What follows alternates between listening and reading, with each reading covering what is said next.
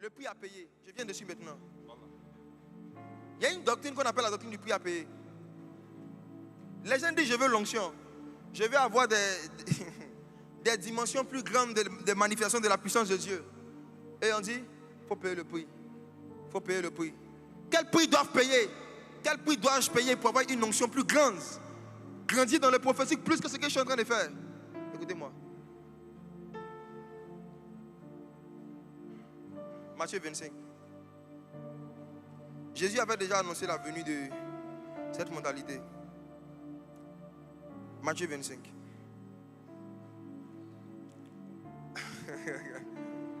Lis s'il te plaît à partir du verset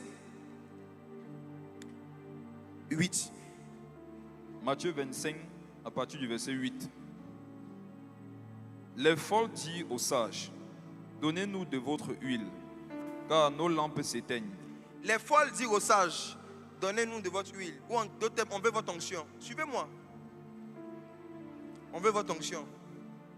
Je veux l'onction qui est sur ta vie. Les folles dirent aux sages, donnez-moi votre onction. Donnez-moi un peu de votre huile. Regardez la réponse des sages. Les sages répondirent, non, il n'en aurait pas assez pour nous et pour vous. Allez plutôt chez ceux qui en vendent et achetez-en pour vous. On y laisse peu parler.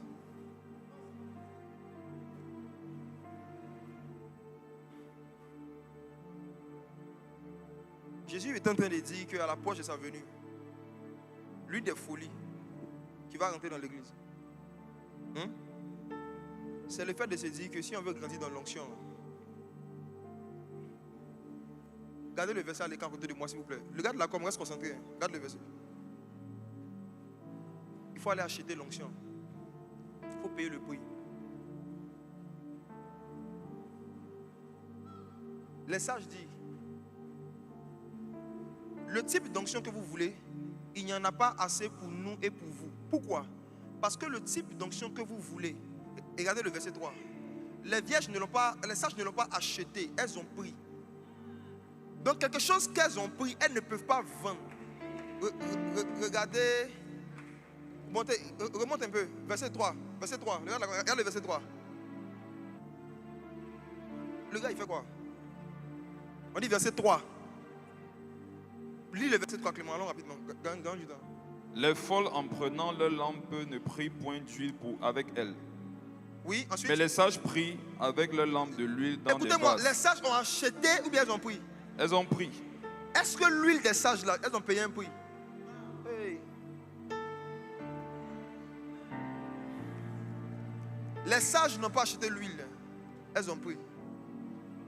Maintenant, elles disent aux folles, l'huile que nous avons, là, qu'on ne paye pas là, il n'y a pas assez pour nous et pour vous. Comme vous êtes folles, vous allez acheter. Et regardez, ce qui montre qu'elles sont folles, c'est qu'elles sont vraiment parties acheter. Pourtant, l'huile là ne se vend pas. C'était une manière de les éloigner pour que l'époux vienne. Et effectivement, quand vous lisez la suite, on dit pendant qu'elle partait acheter, l'époux est venu. Toute onction que tu as achetée va te faire rater l'enlèvement de l'église.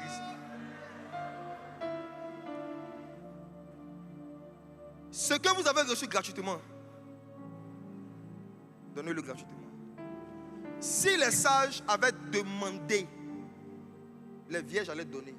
Mais comme elles ont voulu payer le prix, les sages n'ont pas donné. Beaucoup parmi vous, il y a des dimensions que Dieu avait prévu vous donner. Mais il vous regarde dans sa présence et vous lui dites que vous êtes venu payer le prix. Donc il garde.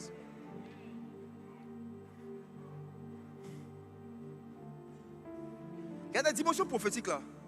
Dieu avait prévu te donner. Mais parce que dans ton cœur, tu as vu ça comme un salaire, pas comme une grâce. Tu as attristé l'esprit de grâce.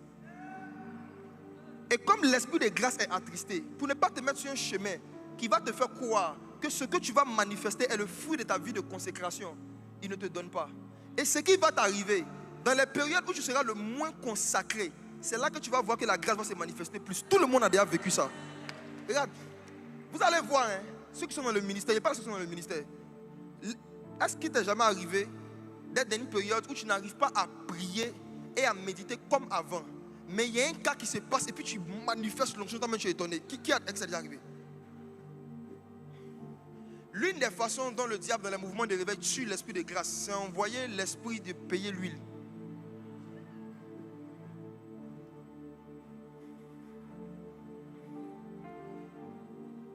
Est-ce que je suis en train de dire qu'il n'y a pas des actes à poser, qu'il n'y a pas des efforts à faire pour pouvoir rentrer en possession de certaines grâces que Dieu nous a données? Non. Je vais encore plus loin dans la sagesse. Regardez ceci. Un homme décide d'offrir une voiture à sa femme. L'homme prend la clé de la voiture. Sa femme habite au 3e étage sur un immeuble. L'homme monte jusqu'au 3e étage.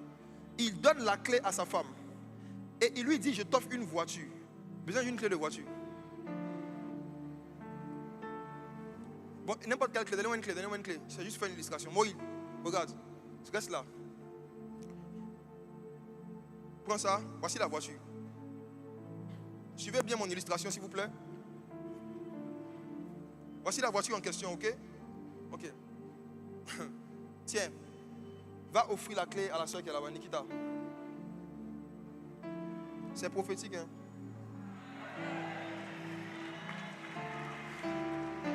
Regarde, supposons que quelqu'un t'offre une voiture. Quelqu'un t'offre une voiture et il te dit la voiture t'appartient.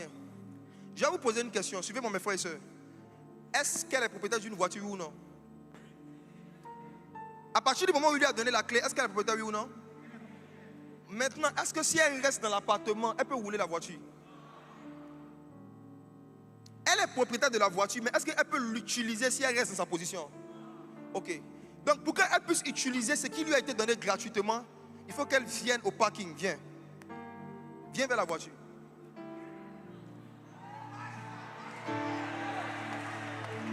Ah, c'est démarche de propriétaire même. Regarde. Voici la soeur maintenant. Elle est sortie de la maison, elle est venue vers la voiture. Et quelqu'un lui demande, comment tu as fait pour avoir la voiture?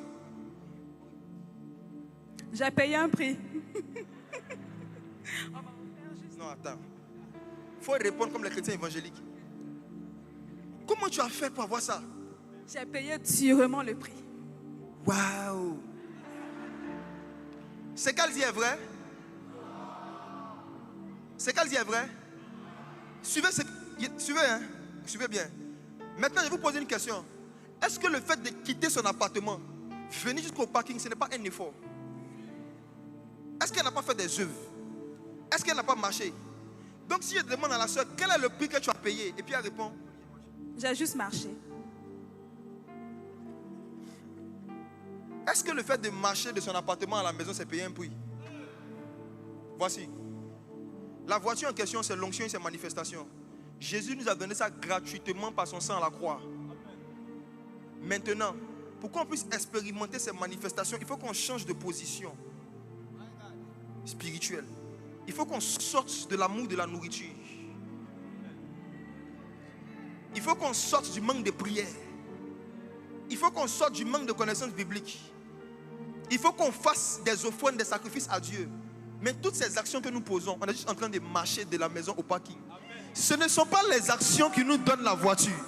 On pose les actions pour expérimenter ce qui nous a été donné gratuitement. Donc dire aux gens que c'est parce qu'on a fait ça, qu'on a ça, on est en train d'offenser celui qui a fait le don. Tu peux t'asseoir.